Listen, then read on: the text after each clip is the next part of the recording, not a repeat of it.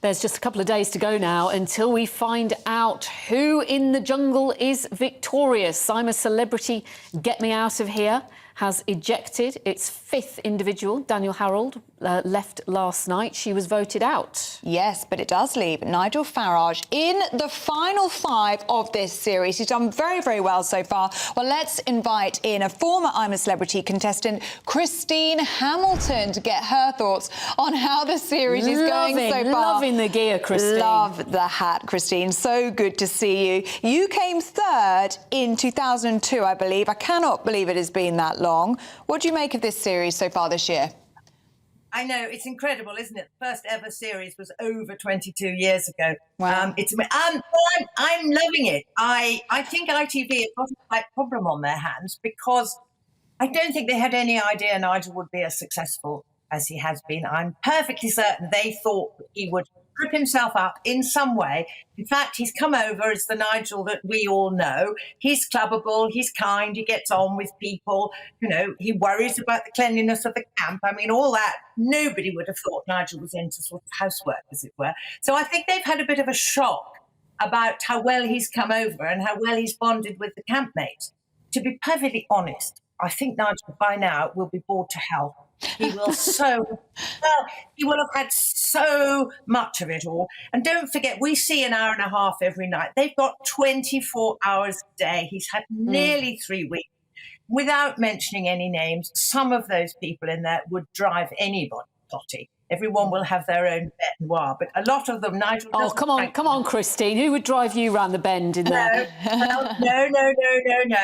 Some of them have gone. Let's just put it like that. Okay. In a way, anybody drives you nuts after a bit, don't they? And there are acres of time to fill. So I think he's doing brilliantly, keeping a lid on what he must be feeling.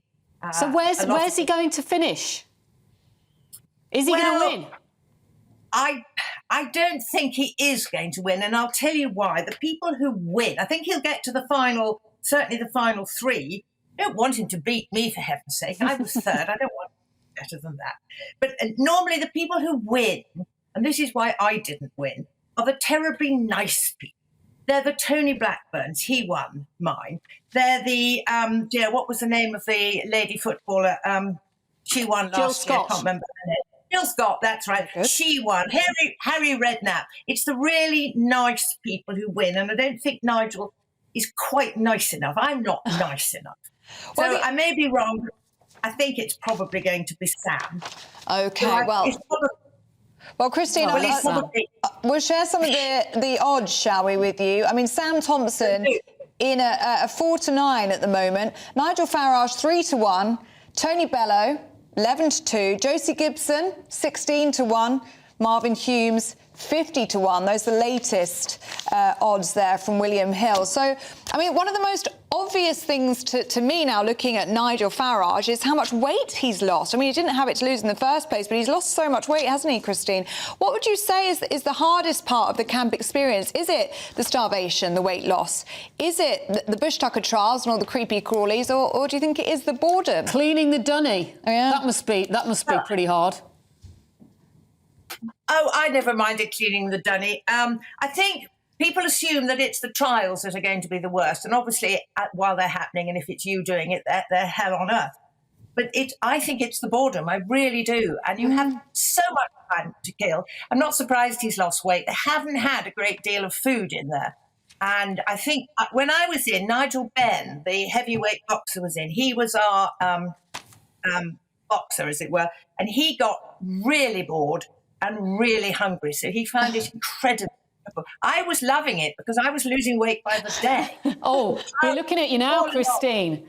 Absolutely fabulous. Amazonian you look there in those pictures. This thing about hunger, there's an allegation, a little claim that the celebrities have been allowed to eat food on the sly because there's suggestion that Nick Pickard was chomping on a panini.